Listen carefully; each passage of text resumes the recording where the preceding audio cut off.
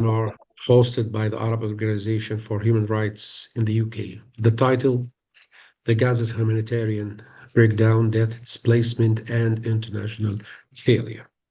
EOHR in UK will be holding a public webinar to try to address the catastrophic collapse of the humanitarian situation in Gaza amid ongoing Israeli attacks, the continued killing of civilians, and the deaths of displaced families due to cold deprivation and the systematic denial of basic means of survival. The webinar will focus on the unfolding humanitarian disaster in Gaza, where hundreds of thousands of forcibly displaced people are left without adequate shelter. Adequate shelter, heating, food, medical care, or protection, while the international community remains unable or unwilling to ensure even the minimum conditions necessary to preserve civilian life.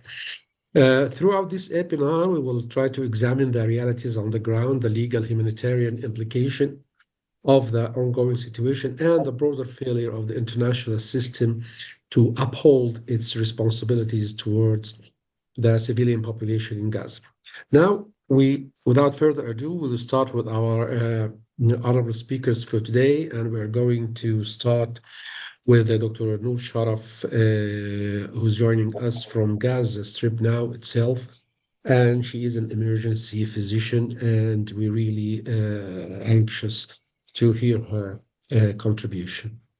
Please, Dr. Nour, you have the floor. Yeah, hi, thanks for having me. My name's Nour, an emergency medicine physician. I am currently located in the north of Gaza at Shifa Hospital. This is my second visit to Gaza. My last visit was about 6 months ago in July.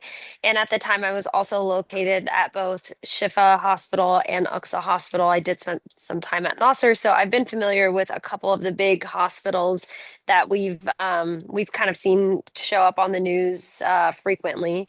And the difference between my first time and my second time at this point is the first time we saw a huge amount of mass casualties in the emergency department, and those were related to the catastrophic bombing that was happening at the time. So we would get hundreds of patients coming in at once. And now we are still receiving hundreds of patients, but they're not always secondary to trauma. They're more secondary to chronic illness that hasn't been managed several years. They're secondary to infectious diseases that are spreading rapidly in a situation where there is lack of sanitation, lack of resources, people living in very close quarters, disease to spread widely and rapidly. And unfortunately, there is a huge catastrophic impact on all of this on the healthcare system.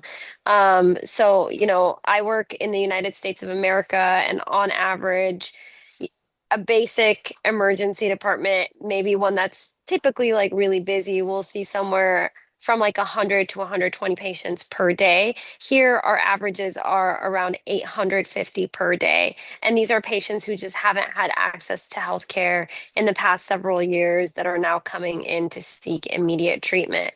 The unfortunate situation is that despite the fact that these people need help, we don't have the resources to help them. So we don't have antibiotics to cover every single illness that we see. We don't have basic medical equipment to even be able to diagnose patients properly. In the entire city of Gaza, there are 3 CT scanners, 2 that are on the brink of collapse, and no MRI machines. And on top of that, we don't even have basic lab equipment that we typically will use in the emergency department or even in outpatient clinics in order to be able to make our diagnoses. So from like a humanitarian standpoint, obviously like healthcare systems are one of the biggest things that help keep a humanity alive and help keep people sustaining a healthy life. But here, with the destruction of our hospitals, we see that this has been drastically impacted and dramatically impacting the life and the mortality of the the people that we see here. Before October 2023, the average life expectancy in Gaza, I think, was somewhere in the upper 60s, and now the average life expectancy has dropped to the 30s, which is very, very low. So yeah, we are seeing a huge impact on the healthcare system.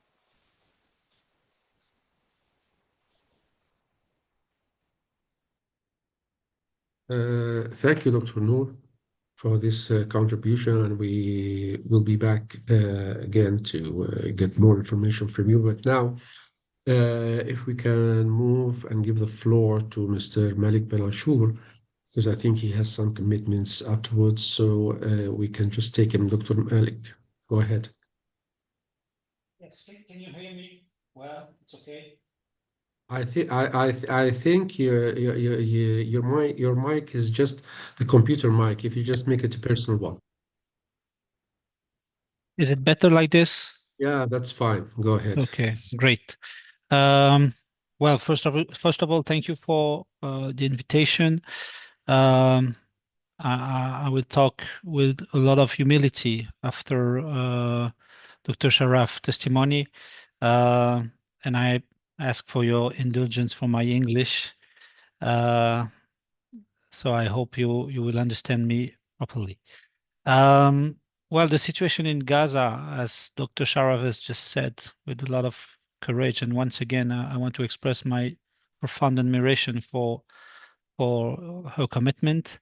The situation in Gaza is clearly unacceptable and revolting. Winter is harsh, and the living conditions of the population are clearly inhuman. What particularly angers me in this tragic context is that the suffering of the Palestinians and consequently the Israeli crimes have been pushed back into the shadows and disappeared from the media spotlights and the public attention. Israel's grip is still total, and those who had any doubts, for those who had any doubts, we cannot count on the Trump administration to change the situation on the ground. The so-called ceasefire, of course, must be respected and must come with an immediate, massive, and sustained increase of humanitarian aid and through the whole Gaza Strip. According to the World Health Organization, more than 18,000 people are currently waiting to be evacuated from Gaza for medical reasons, and 22% of whom are children.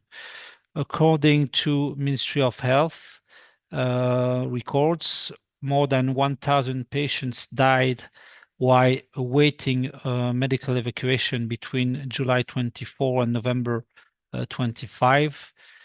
Phase 2 of Trump plan is now supposed to be underway, and I fear that it offers no hope for the future of the people of Gaza.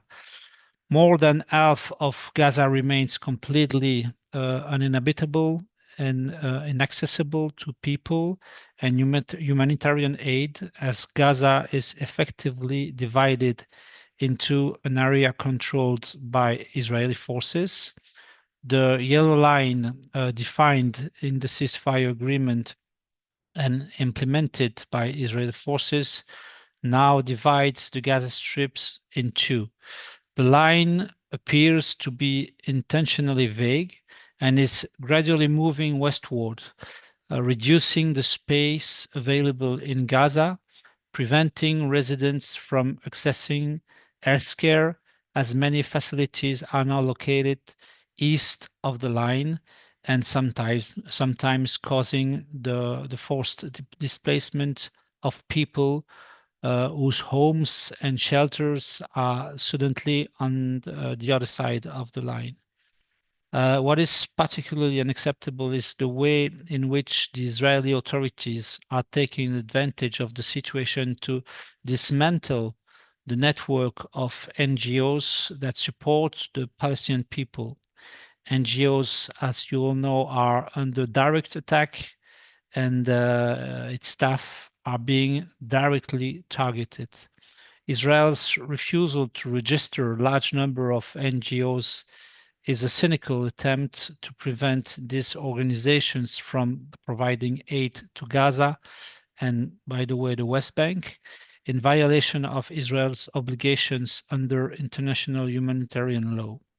It must be remembered that humanitarian access is neither optional, nor conditional, nor political. It is a legal obligation under international humanitarian law.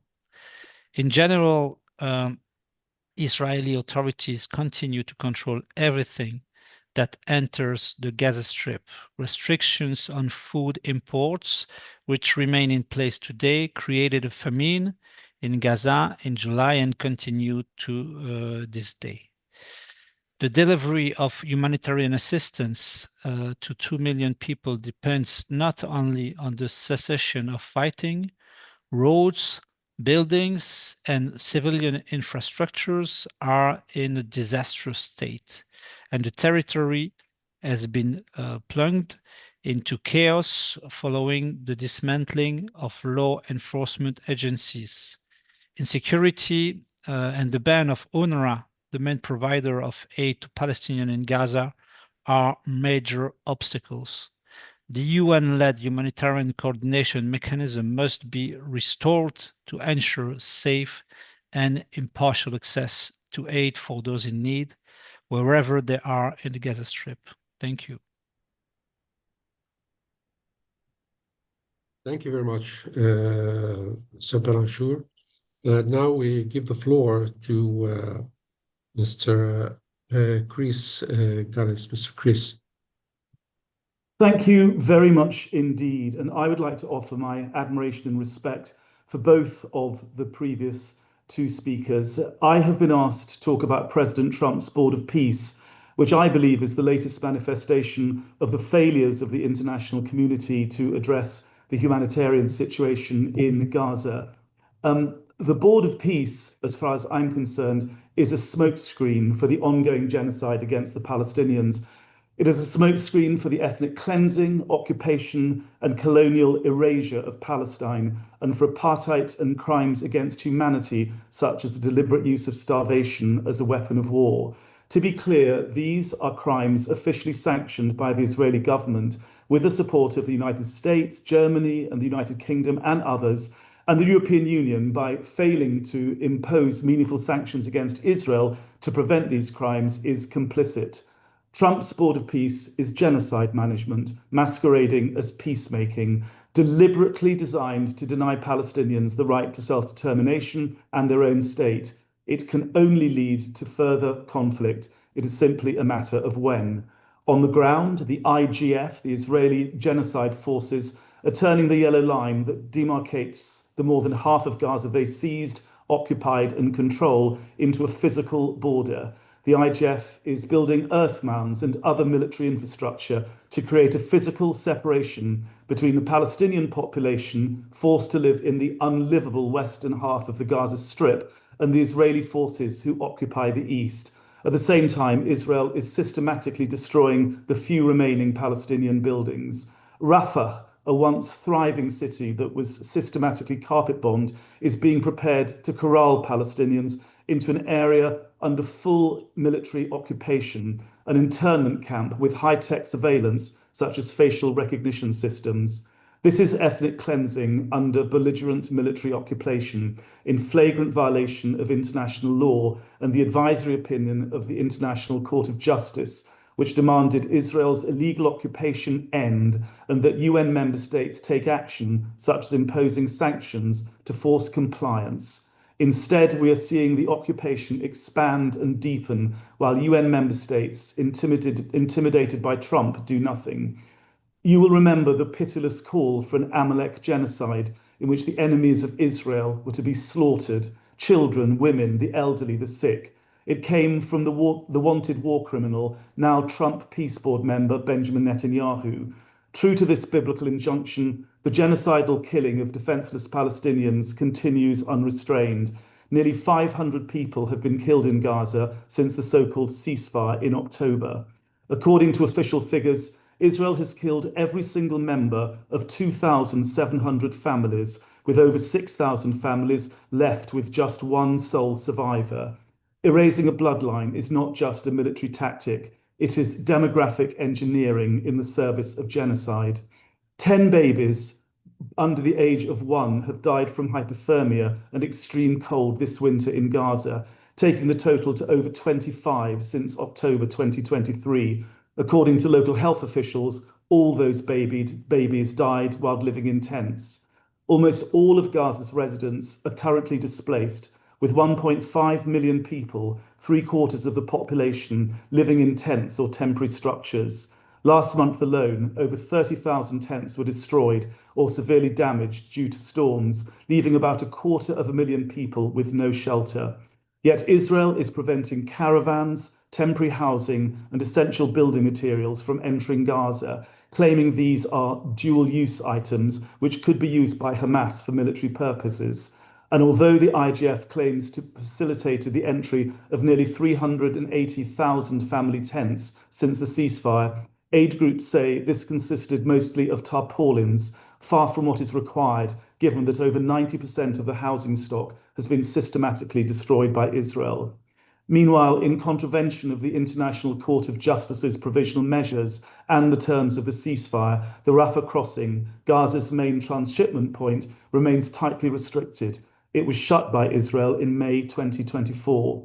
That shutdown affected not just the movement of people, but also significantly reduced the flow of medical aid, equipment, and essential supplies, impacting thousands of patients waiting for treatment, including children, pregnant women, and the wounded. This medical crisis has been compounded by the destruction or partial destruction of almost all of Gaza's hospitals. Local health officials say more than 22,000 patients and injured people, including some 5,200 children, are unable to travel for treatment due to the restrictions on Rafah, with thousands more waiting for approved medical transfers. The genocidal behavior of Israel in Gaza must not distract from the genocide in the rest of Palestine, namely the Israeli-occupied West Bank, including East Jerusalem, which UNRWA's Commissioner General has said is undergoing its worst humanitarian crisis since the occupation began in 1967. Jewish settlers, supported by the Israeli army, have conducted a murderous campaign of ethnic cleansing, fully endorsed by the Israeli government and enjoying popular support in Israel itself. Israel plans to start work next month on a bypass that will close off the heart of the occupied West Bank to Palestinians and cement the de facto annexation of an area critical for the viability of a future Palestinian state. The road is a key element of a vast illegal Jewish settlement block east of Jerusalem, which will fragment the occupied West Bank, cutting off the holy sites of Jerusalem to millions of Palestinians. The far-right finance minister, Bezalel Smotrich, said the plans were intended, and I quote, to bury the idea of a Palestinian state. And let us not forget the more than 10,000 Palestinians who languish in Israeli prisons, men, women, and children branded security threats for resisting occupation. According to human rights groups, their numbers have doubled since October 2023, with thousands held under administrative detention. No charges, no trial, renewable indefinitely. Among them are nearly 350 minors and dozens of women subjected to sexual abuse, torture, starvation, medical neglect, and routine beatings. These are not mere statistics. They are political prisoners, hostages in a system built to crush resistance and perpetuate apartheid. Israel does not want the world to know the inconvenient truths about the dark underbelly of Zionism. That is why it has banned the foreign media from entering Gaza. That is why it has killed nearly 300 journalists in Gaza. That is one reason why it has killed nearly 400 aid workers in Gaza, most belonging to the United Nations Relief and Work Agency, UNRWA. That is one of the many reasons why Jewish fascists, led by Minister Ben-Gvir, demolished and then burnt down UNRWA's headquarters in Jerusalem. That is why Israel is attempting to ban 37 international aid organizations from working in Palestine. They are the eyes and ears of the world. That is why Israel is murdering and banning them. To conclude, what the Board of Peace is inflicting on Palestine is the stuff of Zionist fantasy, fueled by Trumpian greed and vanity, financed by the oil-rich Gulf. It fails to address the underlying causes of the Middle East conflict. It is a betrayal of the Palestinians' individual and collective rights, such as the right to self-determination. It is a betrayal of the principle of land for peace, a long-held cornerstone of Middle East diplomacy. Moreover, the Board of Peace represents the betrayal of the principles that underpin the world order. It is a betrayal for which we will all pay a heavy price. Thank you. Thank you very much, Chris. And before we move on to the next speaker, I have one question for you, Chris. During your time as a spokesperson for UNRWA, how did the international community and Israel engage with the agency, and what has changed since then?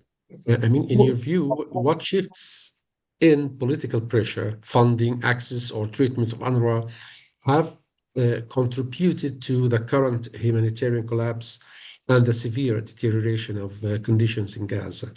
Well, that's a very interesting and important question. I think the important thing to realize, and I think it was demonstrated by this latest demolition and then arson attack on UNRWA headquarters, is that the international community, the donor community, were always one step behind the Israelis. So as soon as the Knesset legislation was passed, effectively designating UNRWA a terrorist organization, it was very clear to people within the organization that the headquarters was going to be closed down, that there would be restrictions on schools, not just in and around Jerusalem, the occupied West Bank, but also restrictions on international staff and other operations in Gaza. But instead of getting out ahead and making it clear that Israel would have to pay a price, i.e. economic sanctions, the attitude and the approach of the international community, particularly the European donors, because the Americans by this stage were fully supportive of what the Israeli government was doing. There was never an attempt, particularly by the European Union and by the European donors, the other main donors to UNRWA, to get ahead of the Israeli plan. So, typical, they waited until after UNRWA's headquarters were completely destroyed in Jerusalem before putting out these statements of horror and concern and condemnation. So I think that has been the case all along. I have to confess, I think UNRWA could have been more proactive in getting its messages out about the implications of the Knesset bills.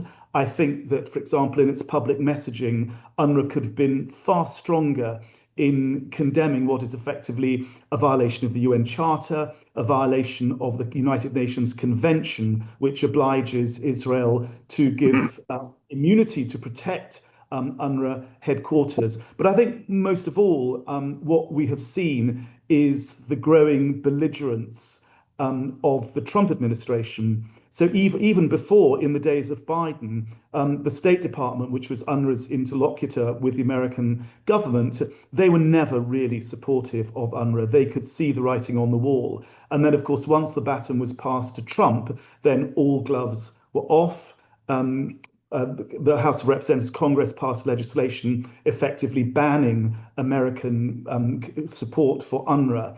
And Trump has simply given the support that the Israelis needed, as if they need very much support, to lead this onslaught against UNRWA and its operations. So I think, yes, I think there could have been far more proactive, preventative diplomacy from the Europeans.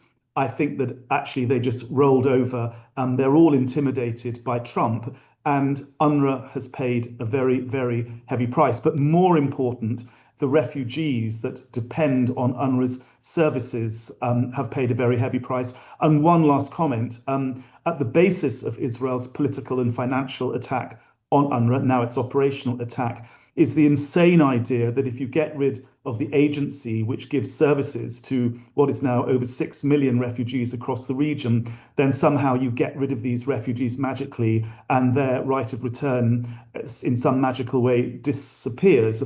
But I'm here to tell you that the Palestine refugees are human beings with inalienable rights. They are refugees with the rights of all refugees. And it wouldn't matter if UNRWA disappeared this afternoon. It wouldn't matter if UNRWA was defunded. It wouldn't matter if the Knesset passed 1 million pieces of legislation declaring UNRWA a terrorist organization. The fact is that these are people with a dignity which must be respected, and they have inalienable rights which also must be respected. None of that changes, however much UNRWA is being subjected to these appalling campaigns of vilification and false news. Thank you. Thank you very much, Chris, for your contribution. And now I will pass the floor to Professor Steve Zunes, Professor of International Security and Foreign Policy at the University of San Francisco. Professor Steven. Thank you. Welcome. Unlike some of the previous speakers, I do not have firsthand knowledge of the situation in Gaza. I cannot give some of the details, but obviously we are talking about a horrific humanitarian situation there. It's important to remember that it's wintertime.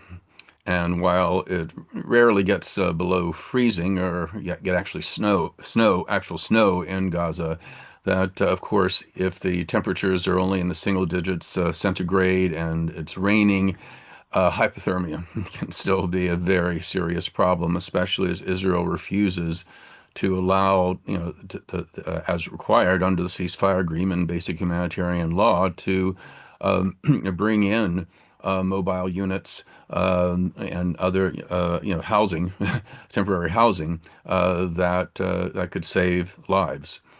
Of course, we still have a periodic bombing and snipers, especially around the yellow line that Israel keeps moving, also in violation of the ceasefire.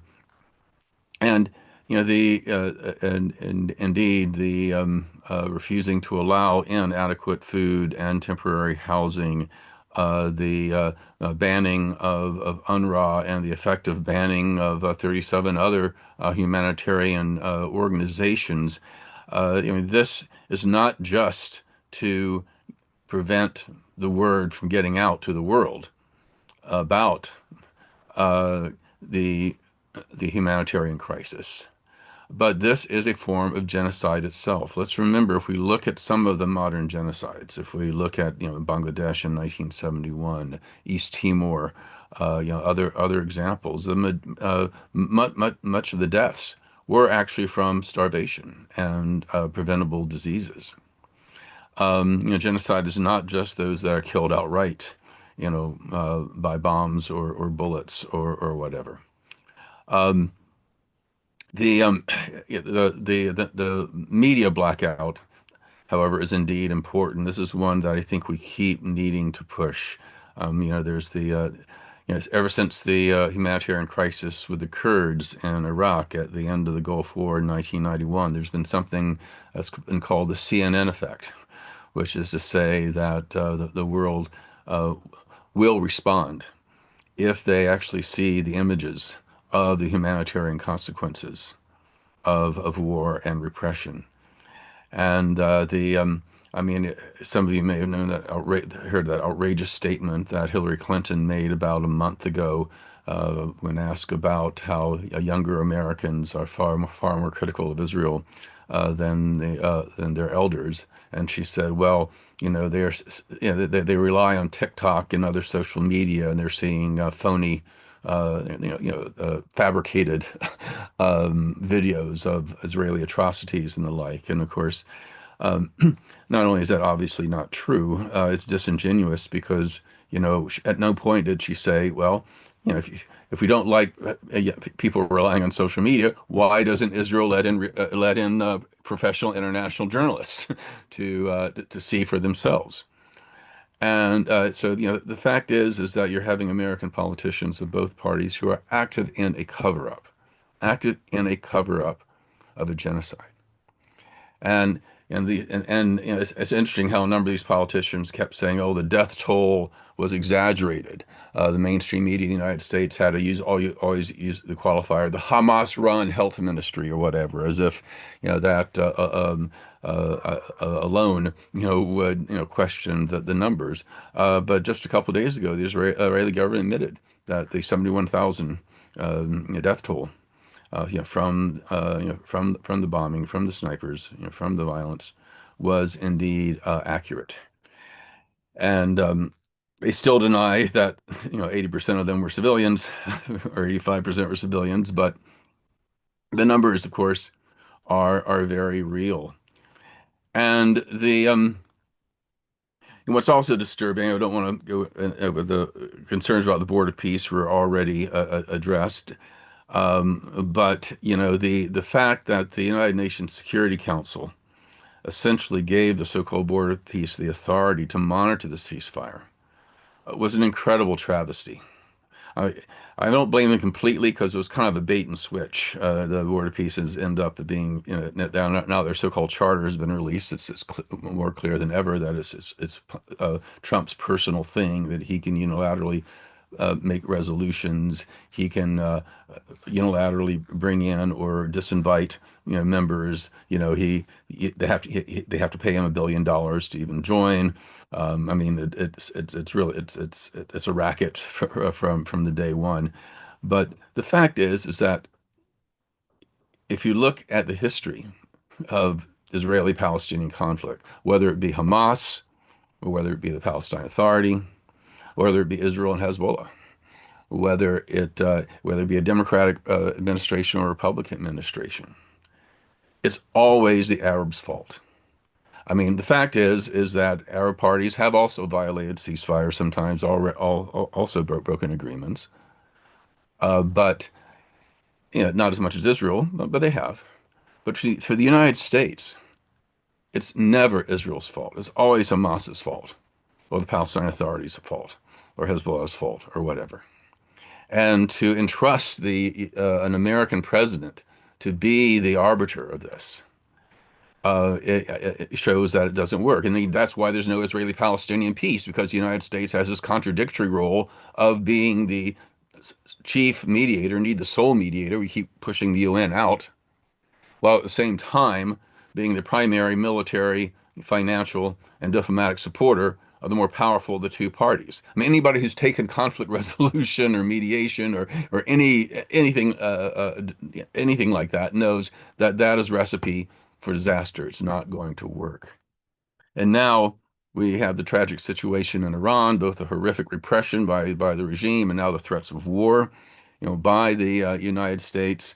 And with the lies that are coming up with that, saying that more people have been killed by the Iranian regime, than by Israel in Gaza. That is nuts. I mean, the Iranians have killed far, far too many people. I mean, many thousands, but nothing close to what Israel's had. And this lie, this incredible lie that, people are silent.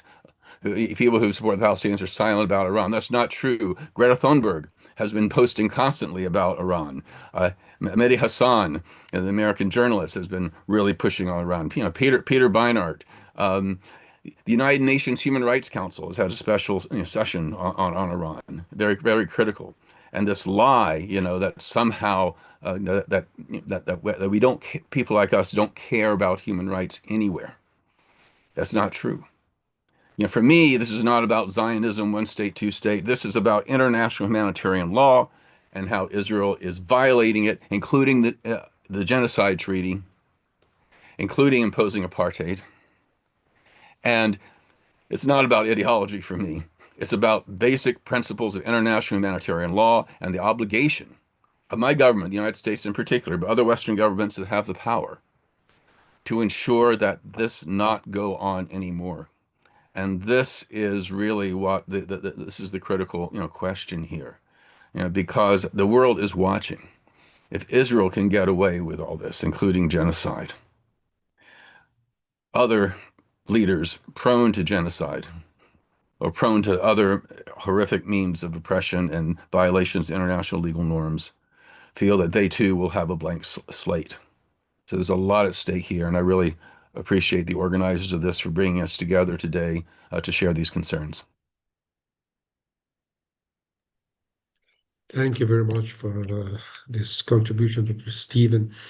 And now we move to Dr. Zouhair Lahna, French gynecologist, just returned from Gaza. We are looking forward to your contribution, Dr. Zouhair, please. very much. Thank you to invite me to speak.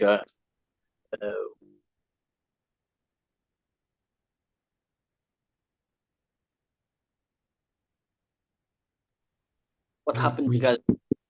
Every we can. you listen me? Your voice is in and out, and can you just fix it? Fix, because I am in. Okay, that's fine now. Please. My move. Okay, so I was in Palestine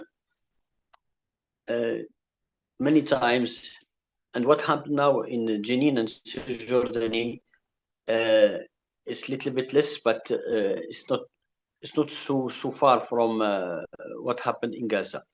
And in Gaza, we can see destruction of human being, step by step, first of all by bomb, and after this by destroy houses, destroy intimity, destroy the future. And for me, as obstetric and gynecologist, I work in several places in Gaza, in the south to the north, in Kamal Udwan, in Shifa, in Nasser, and European, and also in Rafah, in the beginning of this war, of this aggression. What I can see that the target point is maybe the life, and to continue the life, and to push people to go out this place.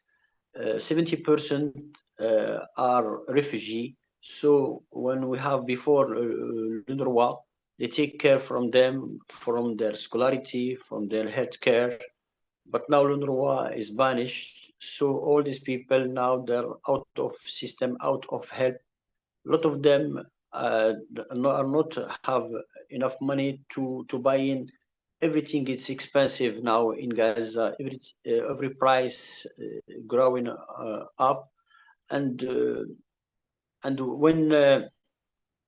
when we can have some trucks going in, we have now the chocolate and some chips, but not necessarily nutriment for women, children, and guys. So when women pregnancy, all women have anemia, and we have increase in miscarriage. Last year in Gaza, they perform 49,000 delivery. This is less than usual. Before they have between 60,000 and 70,000, because condition of life are described. In this, can have some numbers. For example, we have in date, fertile date 600. We have 300 to newborn with congenital malformation. We have 5,000 to newborn prematurity. So and 600 newborn are dead. Some of them dead by this weather cold, because you can imagine as women, you give life, and 6 hours after you have to go in a tent with 0 degree, without any clothes. However, you have clothes with we don't have any temperature efficient for you and for your babies. So when we follow the information, we have every 2-3 days one baby dying by cold or hypothermia. When I was in Gaza, I see this by my eyes. I see also the women dying by complication, like complication of diabetic or complication of infection, because you now have increased infection after delivery and shortage of medicament of antibiotic. all I see, all these things are not in human being, are not in where is and Gazawi people, women and men say there's where is human rights? Where is human right for women? Where is human right for children? Where is human right also for animals? Because a lot of animals are dying after bomb and we see before ceasefire some of dogs eating people dying in streets, and nobody can take them and meet them in good place. So the situation in Gaza maybe is not we can describe this, because as doctors, when you go there to help, we see some things never seen in other country. I've been in Syria, in Afghanistan, in Yemen, and Congo, Ethiopia, Uganda. I never see these things. Some places, as Congo, for example, you can have rape of women, death of women, but you don't have any camera, you don't have statistics.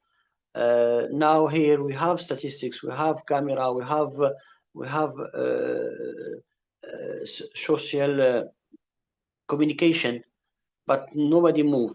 And we see that after ceasefire and everything stopped, no tent, no caravan, and winter was very, very difficult this year, and everybody look at without any power to do something. Nothing can to say things, nothing can to say to Israel that this part of world it's under occupation, and in international law you have to take care for these people. They have some people with guns, but we have a lot of them, or majority, they are civilian, and you have to take care from them because you pay their land. But they propose just for these people to go away. In history, maybe it will be distance break every or agreement doing before, and how we can convince our young colleague or our children or for new world with human rights. And when we see this non-fiction of Trump, and when he called peace, I think about Orwell and his book 19.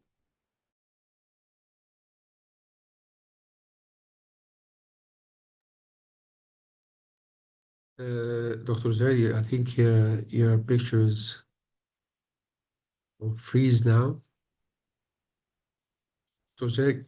Zouhair, can you hear us? For everything is changed at what peace, everything. Sorry, I'm sorry, Dr. Zouhair, but your voice. Maybe we have to have. I finish my intervention, because a lot of things about an idea in my brain, and maybe the new world after Gaza will be different. Thank you very much. Thank you, Dr. Zouhair. And we are joined now by Mr. Declan Kearney, member of the Irish Parliament.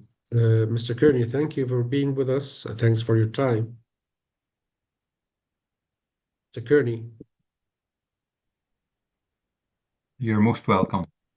Thank you very much for joining us, and have the floor.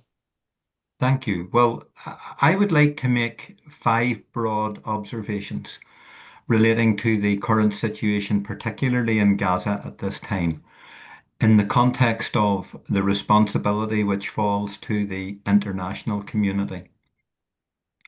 The first critical priority which must be addressed in this post-ceasefire context, with the establishment of the so-called Board of Peace, and the role which is being played by the United States in direct collusion with the Israeli regime is that the international community must focus in on the restoration of Palestinian agency, Palestinian political agency, and the Palestinian political voice.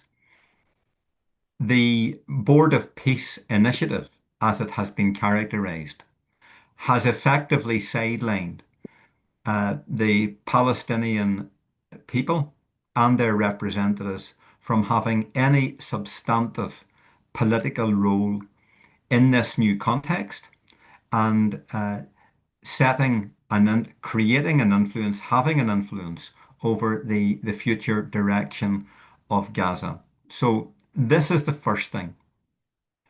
Secondly, the international community must, as an absolute priority, address the reassertion of the primacy of UNRWA in terms of humanitarian support, aid, and interventions. And the issue of UNRWA and reasserting UNRWA's critical role also speaks to the necessity of multilateralism. This Board of Peace has effectively displaced the role of multilateral institutions such as the United Nations, and that is an untenable situation.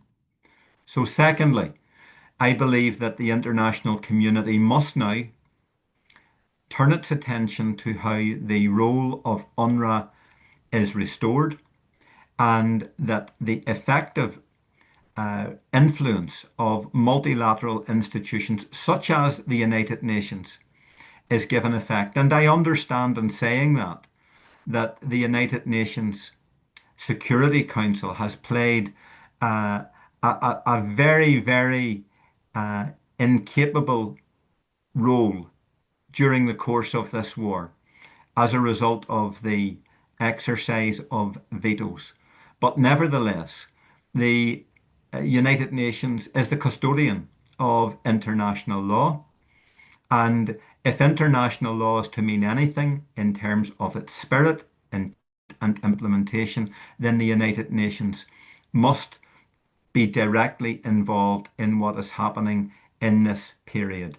And this Board of Peace has effectively displaced any role, not only for the United Nations and multilateralism, but particularly for UNRWA itself. I also believe that there is a need to deal with the question of Rafah, which we are told will open imminently as a direct result of the euphemistically described phase 2 of the process commencing. And I think that many in the international community recognize that this is potentially a false promise. I think that we have to come to this potential with a considerable amount of skepticism and concern. But nevertheless, Rafah is a lifeline in humanitarian terms for the people of Gaza. Therefore, I believe that the international community must mobilize a political, diplomatic, and legal intervention to ensure that the opening of Rafah, if that is to happen, is in fact opened as a free access for Palestinian people to both leave Gaza and enter Gaza, and that it is no longer an impediment to the free flow of the scaled up humanitarian aid which is required at this particular time. Fourthly, I believe the international community must address itself to taking new initiatives within the United Nations General Assembly. I spoke earlier about the need to reassert the primacy of multilateralism, and the forum responsible for giving expression to that form of multilateralism is the General Assembly itself. And ways and means must now be explored to ensure that the lack of reform in the Security Council does not continue to be a fetter upon the ability of the United Nations General Assembly to give proper and effective voice to the need for multilateralism to be applied in the current post-ceasefire situation in Gaza at this time. And I think that that also has to extend to other multilateral institutions, not only the United Nations. I think that there is a crucial need to zero in on the failed role that the European Union has played in relation to the war in Gaza, and indeed what is happening in the West Bank and East Jerusalem at this time. What do I mean by that? The European Union and the European Commission have effectively become a poster boy for duplicity and hypocrisy in relation to the rule of international law. And that is an unacceptable situation. I believe that what is happening in the Ukraine at this time is an outrage. But the response of the European Union to what is going on in Ukraine with the invasion by the Russians must be matched by a similar political, diplomatic, legal, and sanctions-led approach towards Gaza also. So if multilateralism is to be restored, multilateral institutions must also be effective. So fourthly, I believe that there must now be new initiatives taken both within the General Assembly, and there must be a focus and emphasis placed upon the future role of the European Union and the European Commission towards its responsibilities to uphold, adhere to, and implement international law in relation to Gaza.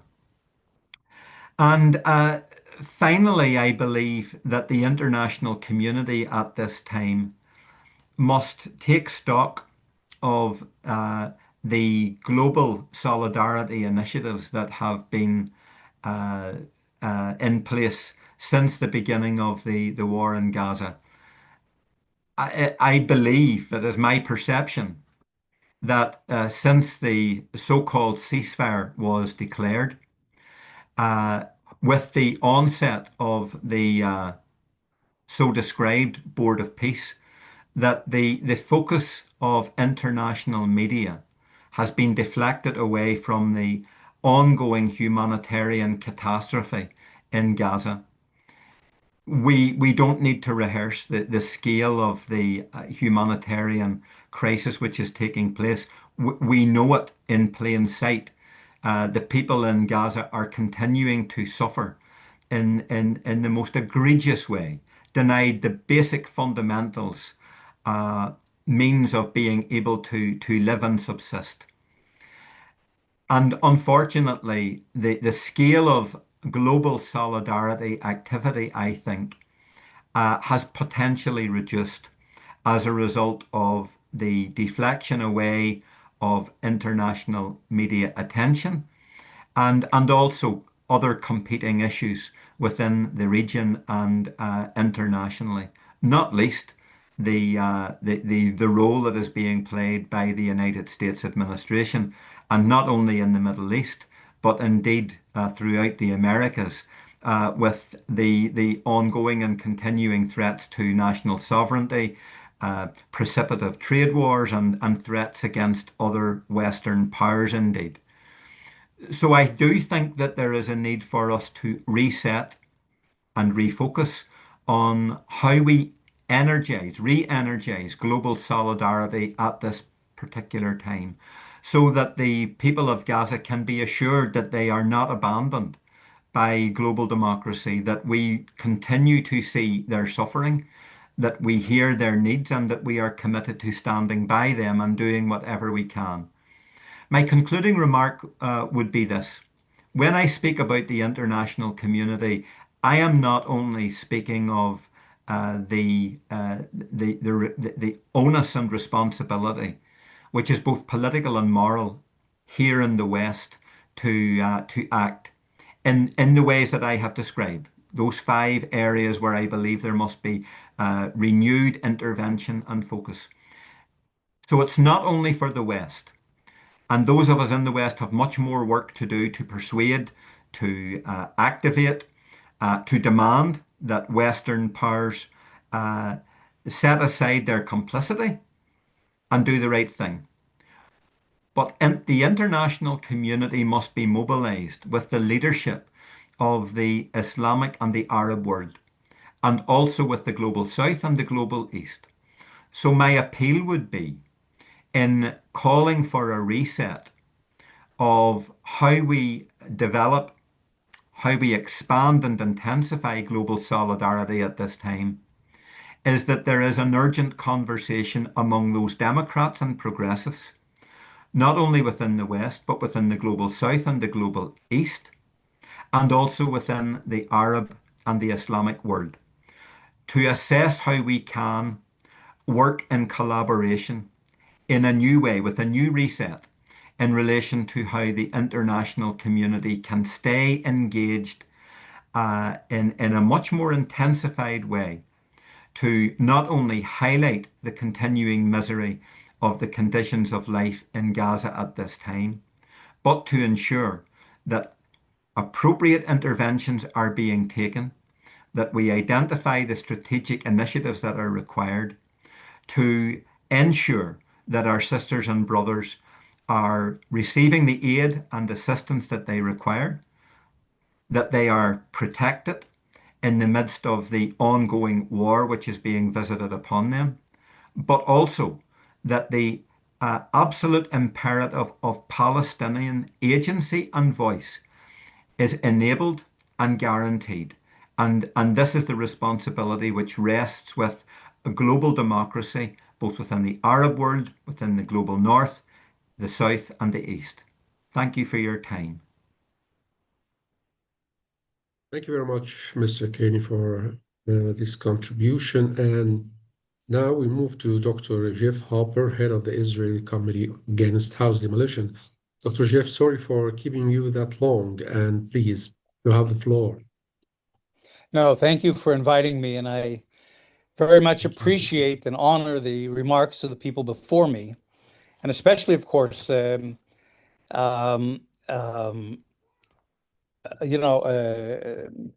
Dr.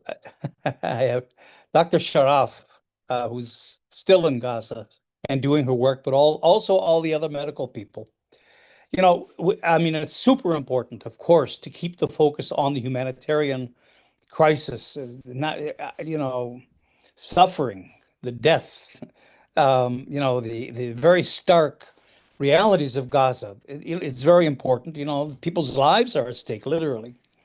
But at the same time, we have to understand why it's happening in order to go beyond it and to try to resolve not only the humanitarian issue, but the political issue as well.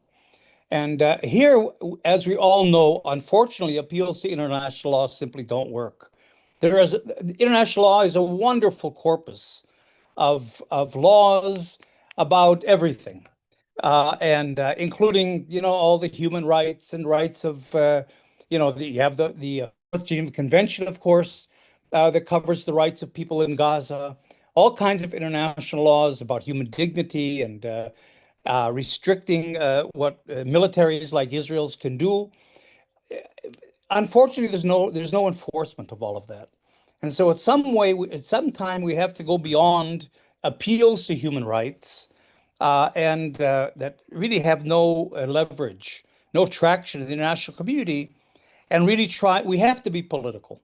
So what we have to do is respect and as much as we can push forward the humanitarian agenda, but we have to understand that it's within a wider political agenda as well. There's a political logic. There's a reason why you have the humanitarian suffering in Gaza. It isn't only that it's a byproduct of a war or that Israel, the international community, are insensitive to human life, although politically they are. But but there's a political logic to it. So the only way to really resolve it is to resolve the larger political issue. So the question I just want to bring up as a critical Israeli, I guess one of my contributions is I do live here.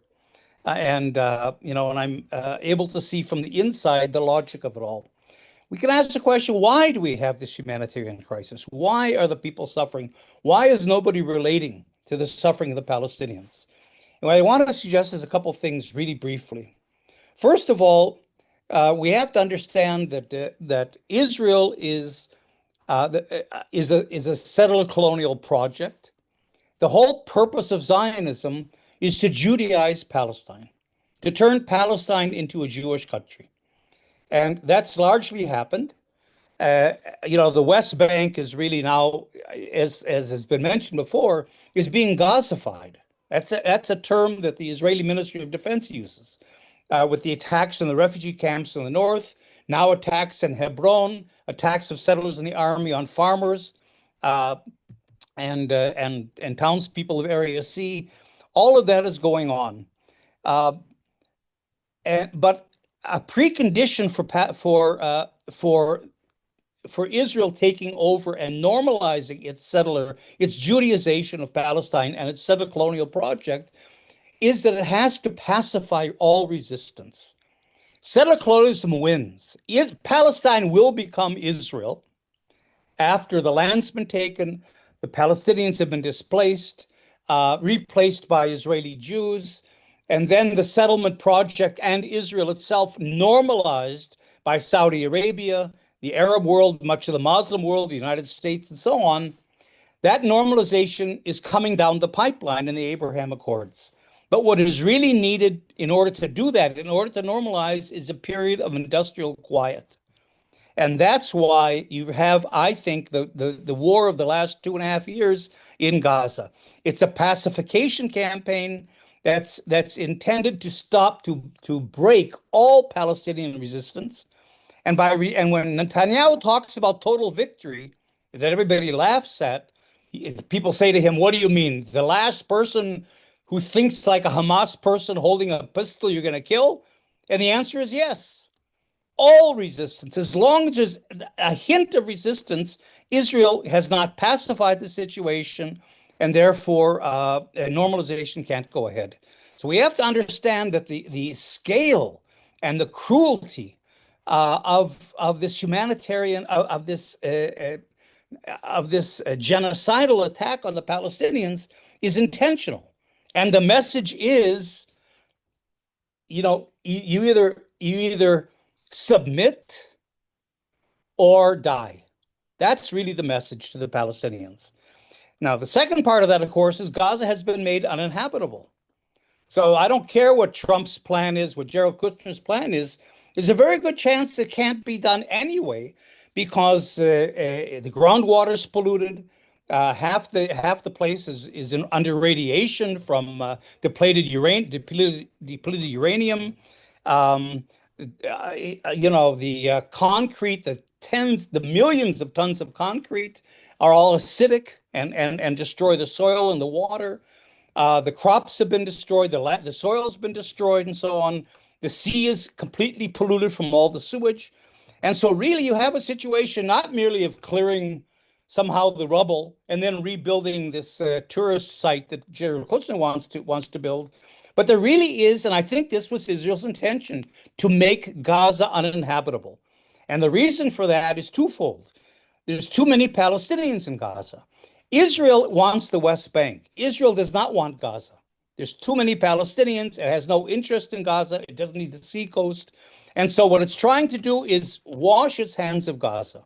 So on the one hand, but there's too many Palestinians there, And so what it has to do is thin out the population.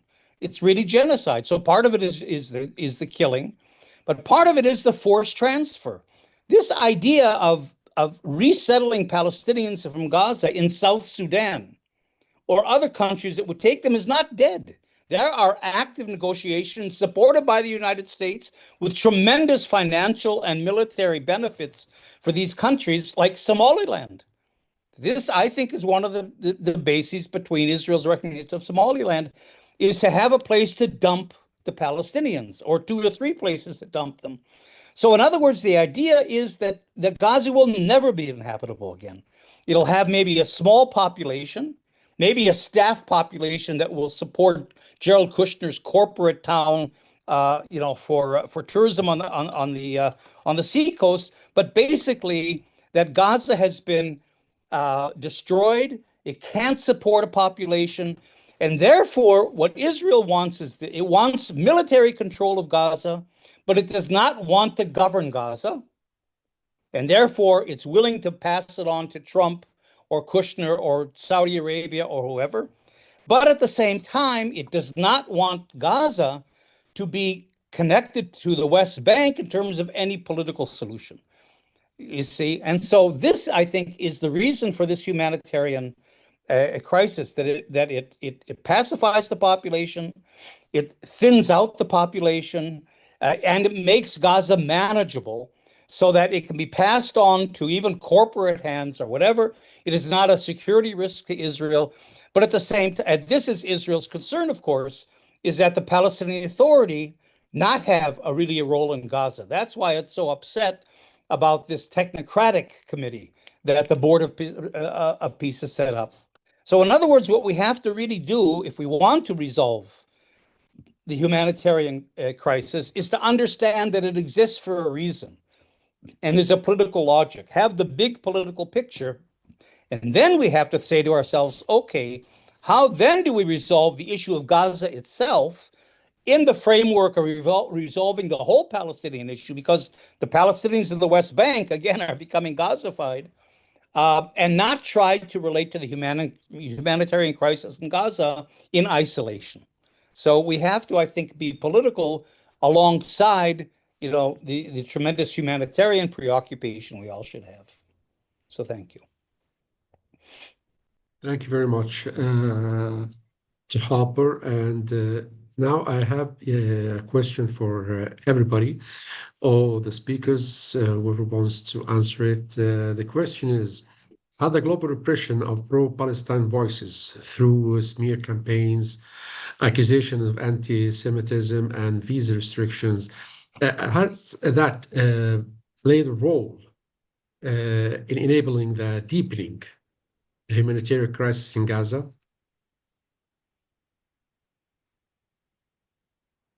Who wants to answer? Just raise his hand or ask for the microphone.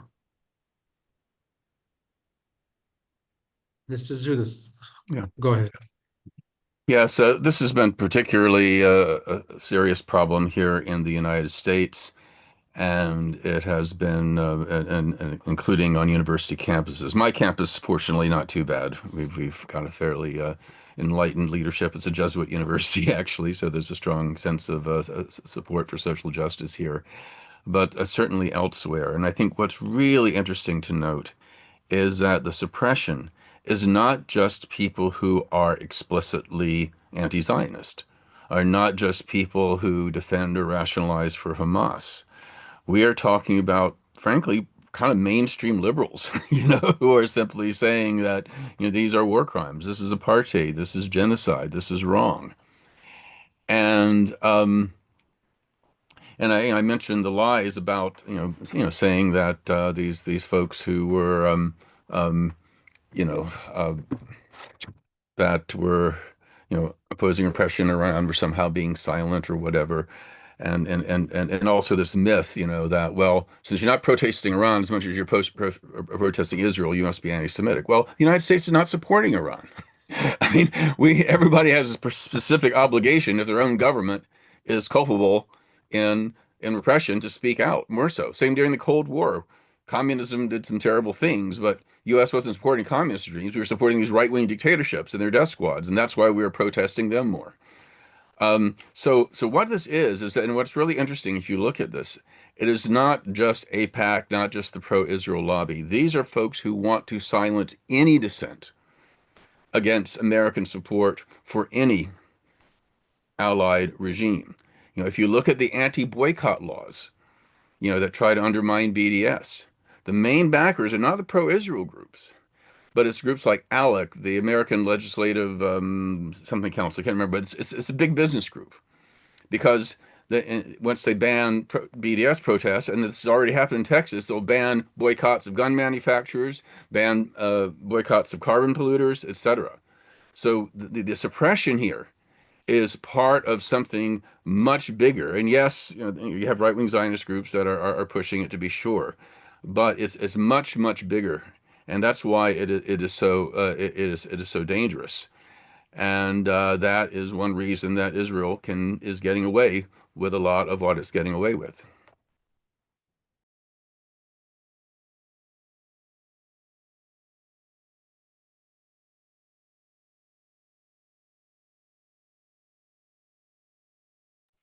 I see. Is there somebody else who wants to contribute to this question, to this answer?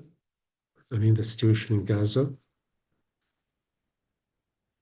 So actually, we want to take this moment, I mean, to remind the world of the suffering of doctors in Gaza. Maybe Dr. Sharaf will understand what we're saying about doctors in Gaza beyond what has already been shared today, and to highlight the case of Dr. Hussam Abu Safia, especially following recent reports of the deterioration of his health while in Israeli detention. Dr. Nour, are you there? Yeah, I'm here. So, Any, you know, any? undoubtedly the doctors in, yeah, can you hear me? Can you hear me? Okay. Yeah, we can hear you. Go ahead. So, yeah, undoubtedly, I feel like the doctors in Gaza have suffered for the past several years. You mentioned Dr. Hussam Abu Safia, and just some background on him. He is the director of Kamal Adwan Hospital and has been detained for over a year now when Israel captured him without any criminal charges, and he's still been technically, but they haven't allowed his release, and we know that they've been torturing him over the past year. The doctors here during the past 2 years have worked endlessly, like 24-hour shifts with very little pay. During the famine, they were having very little access to food, yet they were still showing up for their jobs. But aside from the grueling hours and the high volume of patients that they were seeing, the residents who are now in residency programs are not getting the quality access to the teaching that they deserve, because many of the doctors that were their mentors have either been detained or have left Gaza during the beginning of the war. And so now these physicians are having to work overtime without the proper training, having to do much of that training on their own basis. That's not to say that they're not qualified doctors. They definitely are. They're just having to pick up that load on their own time, aside from getting it from a mentor. So they are having to deal with many things that as physicians we don't have to deal with on an international level. And one of that being their own particular social situation, but also the patient population that they're treating as well. I feel like it's very, very difficult as a physician to tell a patient that I can't do anything to save your life because I don't have the resources.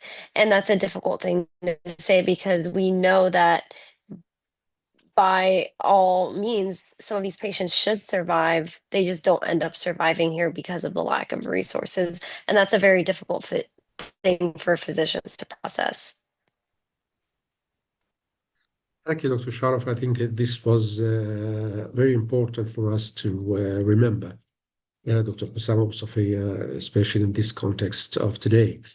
Finally, before we wrap up, I just invite you, each and every one of you, to have a final message in 1 minute before we go. Let's do it in this order. Mr. Declan Kearney, are you there? Mr. Kearney? So, Mr. Kearney, just in 1 minute, if you can give us a final message. This is a defining period for the people in Gaza. for all of the people of Palestine. And I think it's incumbent upon us all to redouble our efforts to ensure that not only do we ensure that the suffering people of Gaza have access to the type of humanitarian support which they require urgently at this time, but that we ensure that there is a global mobilization against the existence of the occupation and the ongoing genocide and annexation of Palestine, both in Gaza and in the West Bank and East Jerusalem at this time. The people of Palestine must know that we don't only see them and hear them, but that we stand with them and will do everything that we can to ensure that this global injustice is finally brought to an end. Thank you. Thank you very much, Mr. Kenya. Now, Dr. Zouhair. Just 1 minute. Can you unmute yourself? Yes. Final message in 1 minute. Yes. You hear me? Yes, we can hear. Go ahead. Yeah. As I told that we are stand with people in Gaza. They are not alone. They are fighting a new world, new rules in this world, and they have a big fight. So that's why they always say Alhamdulillah, and this thing make them powerful. But even they have the power. We have to help them. We have to save what we can save after this catastrophe and genocide.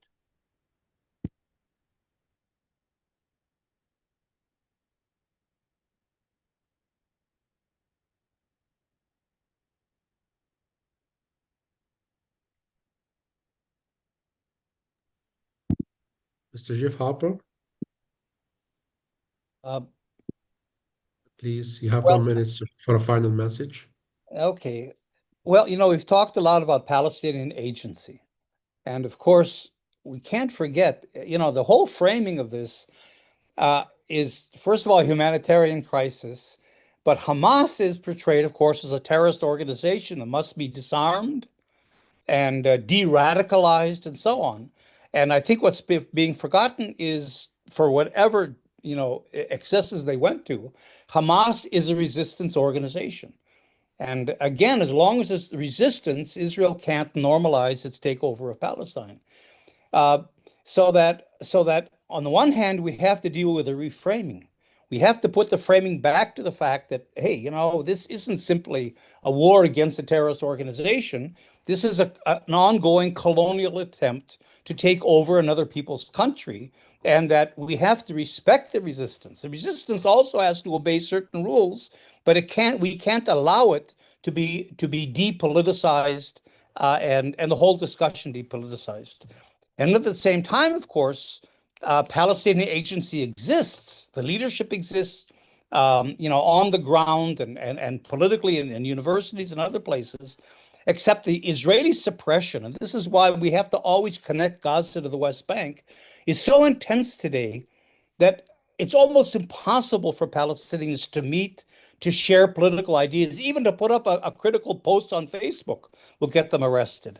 So I think part of the agenda, and this could be another discussion for another evening, should be how do we, as an international community, empower the Palestinians here to utilize their agency in order to organize better, in order to strategize, and certainly in order to come together behind a political program, because this will not be resolved in any way, in humanitarianly or in any other way, unless there's a just political solution.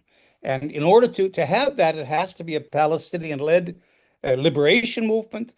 And therefore, our job is to try to help empower, give political space and protection to Palestinians so they can utilize the political agency that they have. Thank you very much, Dr. Harper. And I think Dr. Nour has left already, she's back again. Dr. Nour. Dr. Nour, can you hear us? Dr. Nour, are you there? So, okay, we'll take Dr. Zunes' final message in 1 minute. Dr. Zunes, have the floor. Well, I think there's a lot going on in the world right now.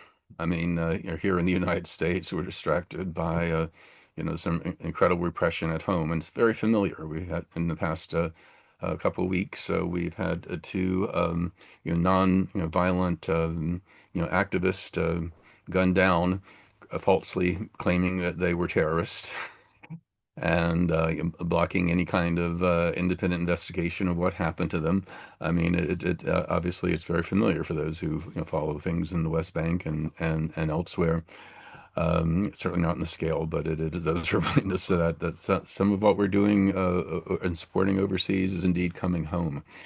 But I think the fact that we are distracted, by repression in the United States, by threat of war with Iran, with Venezuela, with Greenland. I mean, oh my God! I mean, it's just it's crazy here. It really is. But and that's why it is really important that those of us who are concerned about Palestine to keep reminding people that the genocide is continuing. The United States is culpable. Trump is pushing that. And if there are Democrats who want to get elected this year, if there are Democrats who want to take back the House and Senate, they better nominate people that represent the clear majority of Americans that oppose unconditional military aid to Israel, including nearly 80% of registered Democrats and over 90% of young Democrats, because it was Harris and Biden's support for the genocide that led to the drop in 6.5 million votes from the previous election and led to Trump's victory. Now, I'm not against strategic voting. I think sometimes you need to vote for the lesser evil, whatever. But a lot of people don't, especially young, idealistic people. So we need to make clear that in this coming year that we will not. That if you're a pro-genocide candidate, not only is that morally wrong, but it's risking your election and risking a continued drift towards authoritarianism with a Republican-controlled Congress. Thank you very much, Professor Zunes. And Dr. Nour, are you there? You said that you cannot unmute. Oh, you're there. So you will take a final message for 1 minute from you, please. I think it. Yeah, absolutely. I just wanted to remind people that none of on October and Sorry, Dr. Nour, I mean despite this, what media has still. Sorry, Can you hear Dr. me? Nour, we cannot hear you very well. Your voice is in and out. Can you hear me okay? No, we can hear you. Yeah, please continue. Okay, now you can hear me? Yes, we can hear you. Go ahead. Can you hear me Yes, okay? we can. If you want to shut down the camera so that we can use the whole internet line for your voice.